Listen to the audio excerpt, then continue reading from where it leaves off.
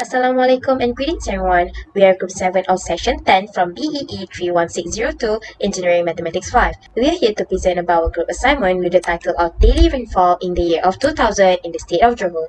Our lecturer is TS Dr. Samsul bin Muhammad.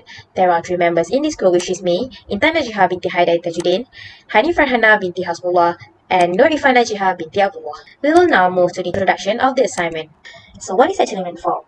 The total quantity of rain throughout the cropping season at a point on which the catchment area will supply sufficient drainage to meet the agricultural water requirement is known as a design rainfall. There will be a moisture stress in the plants in the actual rainfall in the cropping seasons is less than the design rainfall. If the actual rainfall exceeds the design rainfall, there will be a surplus runoff which may cause damage of the structures. Thus, statistical probability analysis is used to determine the design of rainfall. For the data, the topic we have chosen for our assignment is about the daily rainfall in the year of 2000 for the 100 days in the state of Johor. This topic is related to the civil engineering field. It is a field that will be taken care of by the hydrology engineer. Hydrology in civil engineering is a branch of engineering that deals with the study of water resources. They have specialization in managing the occurrence, circulation, and distribution of water on Earth. From the data we have found, we have used a sample data from it. The independent variable of the data is the day, while the dependent data is the rainfall. So now we'll move to the software, which is Microsoft Excel, to continue our presentation. Next, I'm Irfan Najia. We explain the methodology of this project. So for this project, we started with collecting the data from the species that we already chosen. So the topic that we have chosen for our project is about daily rainfall in the year of 2020 for 100 days in state of Johor. Then we insert the data in Microsoft Excel in order to complete the task given. Microsoft Excel is a spreadsheet developed by Microsoft for Windows, Mac OS, Android, and iOS. By using Microsoft Excel, it can help us to compare our manual calculation with the values calculated in the software. In this software, we are using the data analysis to analyze all the data and obtain the required values in the task given. The independent variable, which is x for this project, is the day of the rainfall, and the dependent variable, which is y, is the rainfall millimeter that collected in Johor. Next, how the data is obtained. The topic we have chosen for our project is about daily rainfall in the year of 2020 for 100 days in state of Johor. This topic is related to civil engineering field that will be taken care of by hydrology engineer. Hydrology in civil engineering is a branch of engineering that deals with the study of water resources. They have specialization in managing the occurrence, circulation, and distribution of water on Earth. From the data we have found, it is a daily projected rainfall for 2020 by state in Peninsular Malaysia. The data that we obtain is sent to a computer and then evaluate the performance based on the collected parameters. Lastly, for methodology, table 2.1 is the real data used in this project. So as we can see, this is the data. So this is the Microsoft Excel window of the data. We have month, day, and rainfall. So we just go down and you can see here, there are 100 days data of the rainfall. The first question asks us to find the mean, maximum value, minimum value, and standard deviation. The first one we have done is to find the total of the rainfall. We just simply write the subtotal and the number of the column and we'll get to 11.22736 as the answer. For the mean of the data, we just write the average and we'll get 2.11. For the maximum value, we just write max and we'll get 44.80. For the minimum value, we just write mean and we'll get 0.01. And for the standard deviation, we just write stdev.s and the column it will get 6.146877331. For the next question, we are asked to plot the scatter diagram and also the regression line. So here is the scatter diagram. So here is the title of the graph, which is 100 days rainfall the state of Johor. For the x-axis is d, while for the y-axis is rainfall in millimeter. So the red line here is the regression line. It has y equal to 0.00x plus 1.7065, whereas for the r squared is 0.0014. That's all from me. I'll pass it to the next member to continue our presentation. Assalamualaikum warahmatullahi wabarakatuh. Hi, my name is Hani Farhana binti Hasbullah and I will present for 5.3, which is assuming the linear relationship. Use the least squares method to find the simple linear regression model. So here are the summary output that I got from Excel, Microsoft Excel. If you can see here, the equation for the least square lines is like this, where y is the dependent variable and b naught is the y-intercept of the line. Beta 1 is the slope of the line and x is the independent variable. By using the least square method, we get the least square lines is y equals to 1.327 minus 0.0534x by using Microsoft Excel. And the answer from the software is proven to be right by using manual calculation, in which we get the same answer, which is y equals to 1.327 minus 0.0534x.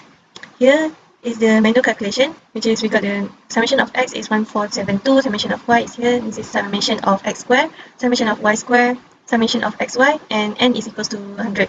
So first we must find sxy, and we got 427.0344. Then we got for sxx, which is 8004.16, and SYY is 3740.16. Then we can find the regression coefficient, which is beta 1, which is SXY over SXX, and we got 0.0534, and y-intercept, which is beta naught, which is 1.327. So here we got the least square lines. Y is 1.327 plus 0.0534x. 5.4, check the significant alpha equals to 0.05 of the simple linear regression model in 5.3.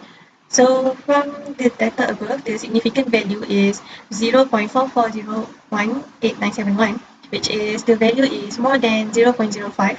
Therefore, it is not statistically significant. Next, I will explain the result of 3.5, which is interpret the meaning of the intercept and slope in this problem. Please comment any impossible event. So the interpretation of the intercept is 1.3269 and slope is 0.0534. It can be said when the time taken is increased by 1%, the degree will increase by 0.0534%. To interpret the slope, if the day increased by 1 day, we predict the amount of rainfall in Johor increased by approximately 0.0534 millimeters. For the intercept, if the day is 0 day, then we predict the amount of rainfall is 1.3269 millimeter. The interpretation of the intercept does not make sense in the real world. It is not reasonable for the day to be near x equal to 0 because that is impossible for me to collect data in 0 day. If x values near 0 would not make sense, then usually the interpretation of the intercept will not seem realistic in the real world. Next for 3.6, which is test the hypothesis whether the slope is equal to 1 against unequal to 1 by taking 5% level of significance. So step 1, we have to state the hypothesis, which is t-test h0 beta 1 equal to 1 and h1 beta 1 not equal to 1 with alpha equals to 0.05. For step 2, we have to write the important information. So this is the two-tailed test. By using the t-table, the critical value is alpha equals to 0.05, and then we have to divide by 2 equals to 0.025. From the table, we know that TC is equals to plus minus 1.984. So decision rule, we have to reject H0 if t-test falls in the rejection region where negative 1.984 is less than or equal to t-test, or t-test is more than or equals to 1.984. Next, we have to compute the MSE and the t-test. So this is the information that we have to calculate before we get the MSE and the t-test. Firstly, we have to find the SXY, and then we get the SSY is 427.0778. Then we calculate SXX, that equal to 8004.160. Next, we calculate SYY, equal to 3740.626. Then we have to find the regression coefficient beta 1 that equal to SSY divided by SSX. So we get the answer 0.0534. For beta 0, we get the answer 1.32686. So from the value that we have calculated, the SSE is 3717.838. Then for the MSE, we get the answer 37.9371. So for the t-test, which is beta 1 minus beta c divided by square root MSE over SXX, then we get the answer negative 13.7503. So for step 4, we know that we have to reject H0 because t-test is less than TC, which is negative 13.7371. Then we can conclude that the beta 1 slope cannot be equal to 1. Next, for test the hypothesis whether the intercept is equal to 0 against unequal to 0 by taking 5% level of significance. So for the step 1, we have to state the hypothesis, which is t-test 2 is HO beta not equal to 0 and H1 beta not equal to 0, and the alpha is equal to 0.05. Next, for step 2, we have to write all the information, which is this is the two-tailed test. By using the t-table, the critical value is plus minus 1.984. For the decision rule, we reject H0 if t-test 2 falls in the rejection region where negative 1.984 less than or equal to t-test 2 or t-test 2 is greater than or equal to 1.984. For step 3, we have to compute MSE and the t-test value. So from the previous calculation, we can get the t-test 2 value, which is we have to use this formula, and then we can get the answer, which is 0.01409. For step 4, we reject H0 because negative 1.984 is less than t-test 2. Then we can conclude that the beta 0 intercept cannot be equal to 0. 5.8 says that compute the coefficient of Pearson correlation and interpret the meaning. So here for the definition of Pearson correlation is to measure the strength and direction of a linear relationship between the two variables. So Pearson correlation coefficient, which is R, can be divided into 4 types of relationship, which is when the values of R is between 0 and plus minus 0.5, it is considered as positively weak or negatively weak linear relationship. So if the value if the value of R is between plus minus 0.5 and plus minus 1, it is positively or negatively strong linear relationship. But when the values is equals to 0, it says that it has no correlation, and when the values is equals to 1, it is considered as perfect correlation. So here we calculate the Pearson correlation manually. So we got R equals to 0.07805. Therefore, the Pearson correlation coefficient is 0.07805, which is between 0 and plus minus 0.5. So here it is positively weak linear relationship. So what is actually coefficient of determination? Coefficient of determination, also known as R-squared, is a statistical measure in the regression model that determines the proportion of variance in the dependent variable that explained by the independent variable. In other words, the coefficient of determination tells us how well the data fits the model. Figure 4.2 shows the scatter diagram and the regression line of the data in the Microsoft Excel. By referring in the figure, it can be seen that the linear y equal to 0.x plus 1.7065, whereas for the r squared is 0.014. So by multiplying the r squared by 100%, we'll get 14% as the answer. This shows that the coefficient of determination of 14% of the data fit the regression model. A higher coefficient will indicate that a better fit of the model. So it's better for the r squared to be more higher. It is better for the r squared value to be higher.